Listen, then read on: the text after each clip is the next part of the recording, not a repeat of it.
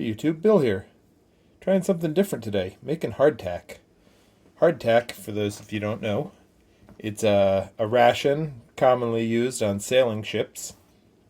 There have been standards going back for hundreds and hundreds of years where you have to have every sailor, every crew member is entitled to 1 pound of hardtack per day. Hardtack is an unleavened bread. It's got essentially 3 ingredients: flour, which would have been, for most of the time, whole wheat flour, salt, and some water. The ratio is about 1 cup of flour to 1 teaspoon of salt to about a third, maybe a half a cup of water, depending on how humid it is and how much moisture your flour has in it.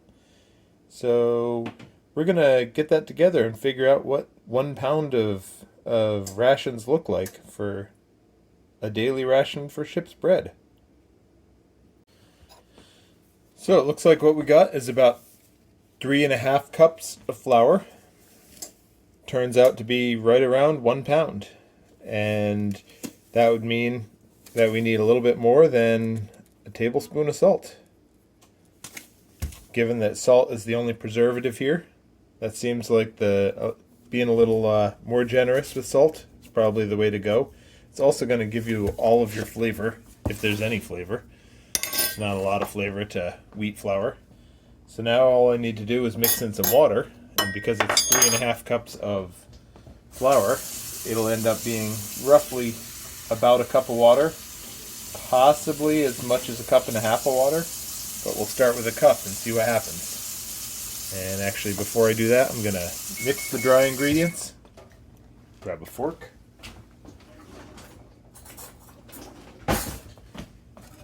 Whenever baking anything, it's always best to mix your dry ingredients and your wet ingredients separately to ensure proper mixing. Not that I'm a baker. One of the reasons for doing this is I recently discovered that my wife's family is descended from Mayflower passengers, and one of their ship's rations was hardtack. As the Royal Navy had a standard back in 1588 that entitled every person on the ship to 1 pound of this a day, as I said before. And what you'd end up with is this plus meat plus other things.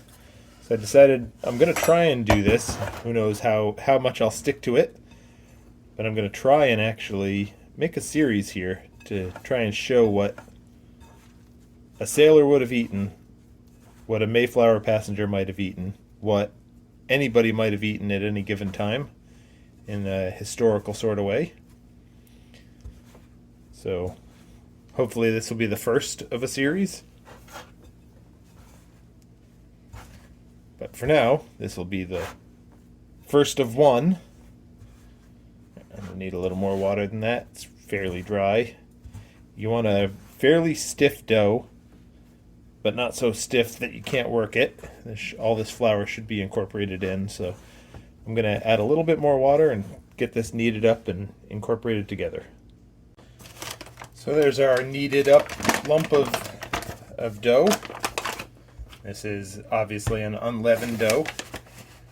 So we're going to bake it technically, but really what we're doing is just drying it back out. I guess this would commonly be used as a thickening agent in soups and stews. I read one account that said that hardtack crushed up into a powder was one of the key ingredients of New England chowders from the 17th century. I don't know how much I believe of that, how anyone would know, but hey, if it works, it works. Now, I saw several recipes that said to roll it out to 1/2 inch. And then I saw some other recipes that said 3/4 to 1 inch. I gotta think that 3/4 to 1 inch is quite thick. it would take forever to bake it. And I know this stuff is supposed to be hard, but I got to imagine that would end up impossible to soften. You're going to end up with something. I saw a lot of articles that said you end up having sailors breaking teeth from eating this.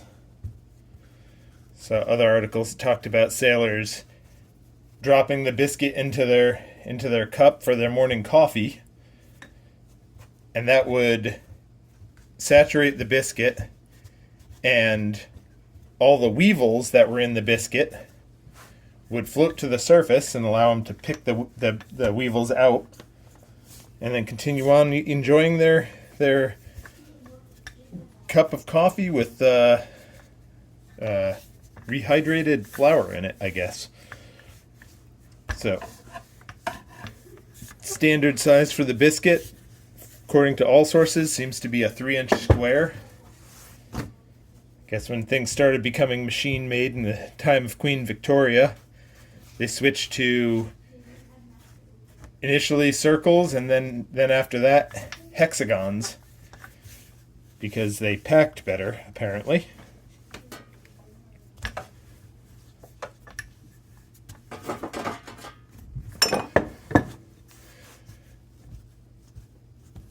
Trying to make this square because I'd like to have square biscuits and not have to keep rolling this out over and over again. But we'll do what we can.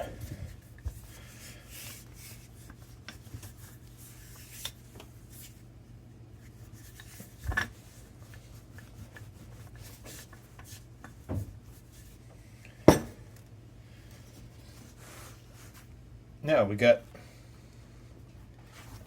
our silicone baking sheet, which is probably not historically accurate.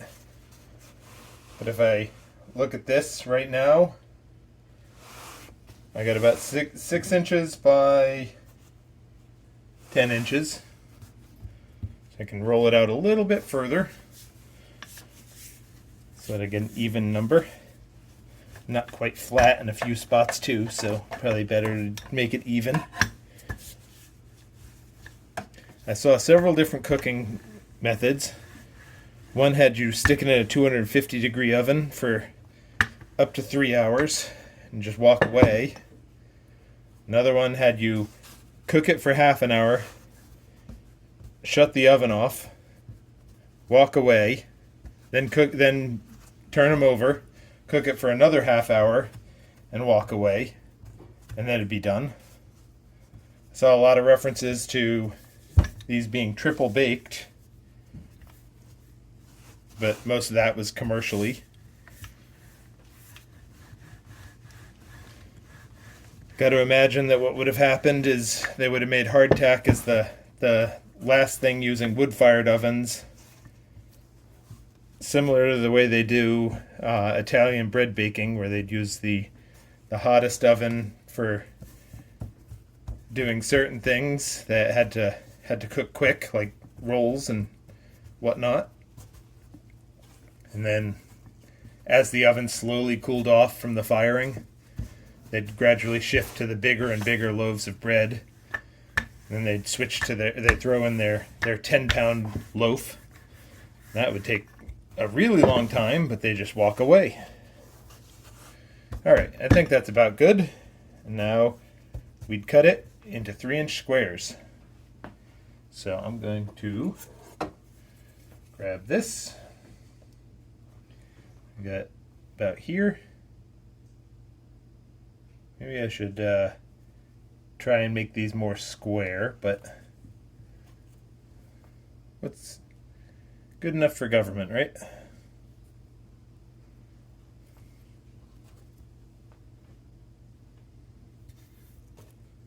Trim off the edge.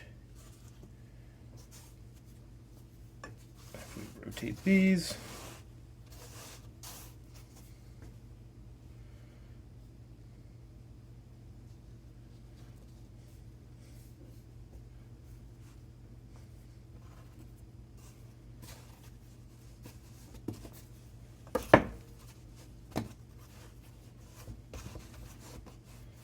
Alright, and the very last step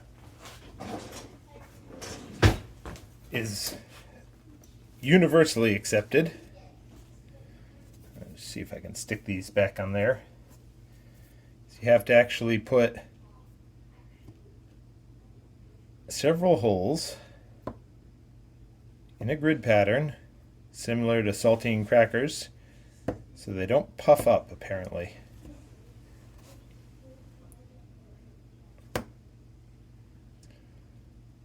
Now, because I'm more of a hands-off kind of guy, I'm going to try the 250 degree temperature for 2 to 3 hours.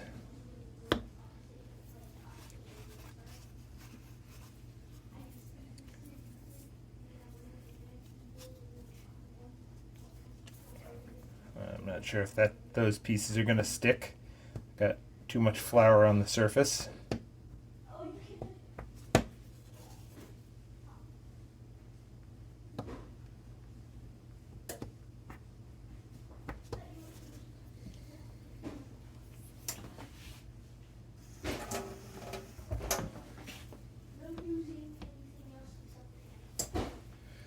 I can wet them a little bit. Get it back together.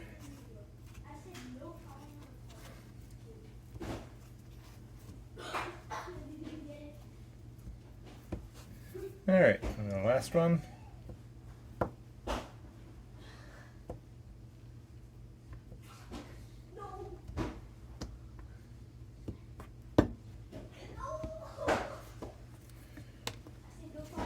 Alright, so we got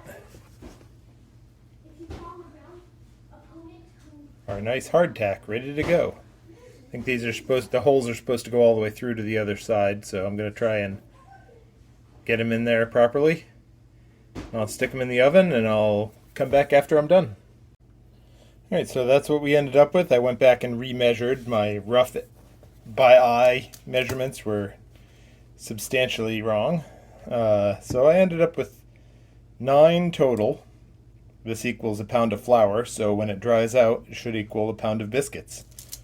So I'm going to get them in the oven, and we'll see what they actually end up turning out as. Hopefully something. I don't know how much I'll be able to eat without adding it to something, but we'll see what happens. It's an adventure with all of us. So this is them 3 hours after they baked at 250.